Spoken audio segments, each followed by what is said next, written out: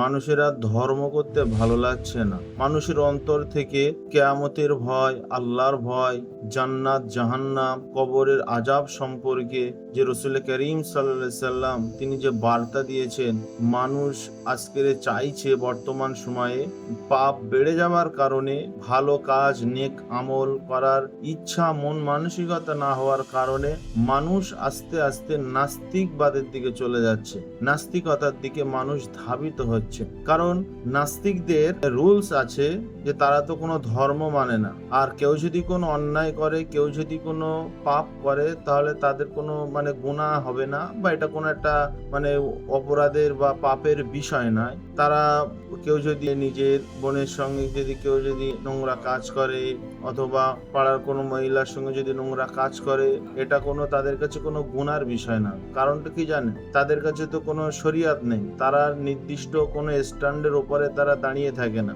তাদের কথাবার্তা, তাদের ভাষণ লেকচার শুনলে যেটা বুঝতে পারি যে তারা যেন ধর্মের উপরে রাগ করে, বিভিন্ন ধর্মের উপরে রাগ করে তারা তাদের বক্তব্য কোনো দিচ্ছে, কিন্তু তাদের নির্দিষ্ট কোনো স্ট্যান্ড নেই যে ওই স্ট্যান্ডের উপরে দাঁড়িয়ে ওরা বাদবাকি অন্য ধর্মের মানুষকে ভুল প্রমাণ করছে, এরকম কোনো ওদের নির্দিষ্ট নেই। কাজেই এই নাস্তিকতার দিকে মানুষ ধাবিত হতে যাচ্ছে। কারণ যদি গুনাহ করি আর নাস্তিকবাদ যদি গুনাহকে যদি সমর্থ করে, আমি যদি হারাম কাজ করি, নাস্তিকবাদ যদি হারাম কাজকে সমর্থন করে, তাহলে তো আর দুনিয়ায় কোনো কষ্ট নেই। কাজেই অনেক মুসলিম নরনারী তাদের মনে, তারা নাস্তিক দাবিদার না হলেও বা নিজেকে নাস্তিক বলে পরিচয় না দিলেও তাদের মনটা চাইছে যে যদি কবরের আযাব না হতো খুবই ভালো হতো, যদি পরকাল না হতো খুবই ভালো হতো।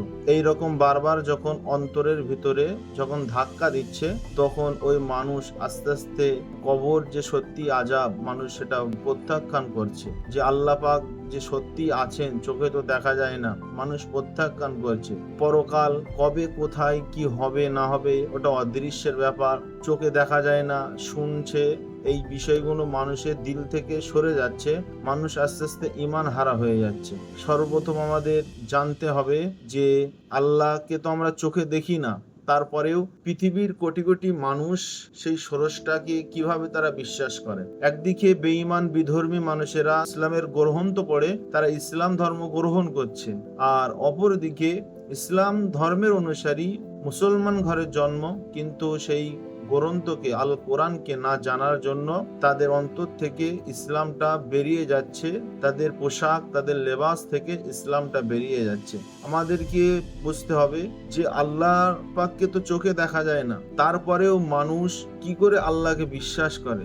দেখুন, আমরা কেউ ভালোবাসা দেখতে পাই না, কিন্তু আমরা ভালোবাসা অনুধাবন করতে পারি। আমরা বাতাসকে দেখতে পাই না, তবু আমরা তার স্পর্শকে অনুভব করি। তাহলে কি শুধু চোখে না দেখার কারণে কোনো কিছুর অস্তিত্বকে অস্বীকার করাটা কি যৌক্তিক? মাথার উপরে আপনি তাকান, অসংখ্য নক্ষত্র, নির্দিষ্ট কক্ষপথ, দিনের পর রাত, রাতের পর দিন, মানব দেহের কোটি কোটি কোষ, হৃৎপিণ্ডের নিরবিচ্ছিন্ন স্পন্দন, এই সমস্ত জিনিসগুলো কি নিজে নিজে নিখুঁত নিয়মে চলছে, নাকি এর পিছনে আছেন একজন সর্বজ্ঞ পরিকল্পনাকারী?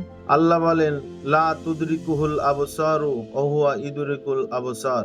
দৃষ্টি সমতাকে আয়ত্ত করতে পারে না, অথচ তিনি সব দৃষ্টিকে আয়ত্ত করেন। আবার আল্লাহ প্রশ্ন করেন, আম খুলিকু মিন গায়রি শাইইন আম হুমুল খালিকুন। তারা কি কোনো কিছু ছাড়াই সৃষ্টি হয়েছে, নাকি তারাই নিজেদের স্রষ্টা? ইসলাম অন্ধবিশ্বাসকে শেখায় না, ইসলাম চিন্তা করতে শেখায়, ইসলাম প্রশ্ন করতে শেখায়। আর ইসলাম কখনো অন্যায়ের কাছে মাথা নত করতে শেখায় না, ইসলাম সত্যের কাছে মাথা নত করতে শেখায়। আমাদের স্রষ্টা মহান রব্বুল আলামিন আমাদের অন্তরটাকে ইমানের নূর দিয়ে ভরপুর করে দিক। রব্বানা আতমিম লানা নূরানা ওগফির লানা ফাইন্নাকা আলা কুল্লি শাইইন কাদির। প্রিয় দিনী ভাইয়েরা, এই ভিডিওটি শেয়ার করলে হয়তো আল্লাহ পাক আপনার আমলনামায় অনেক নেকি দেবে। অবশ্যই আপনারা ভিডিওটি আপনার বন্ধু বান্ধবের কাছে শেয়ার করুন।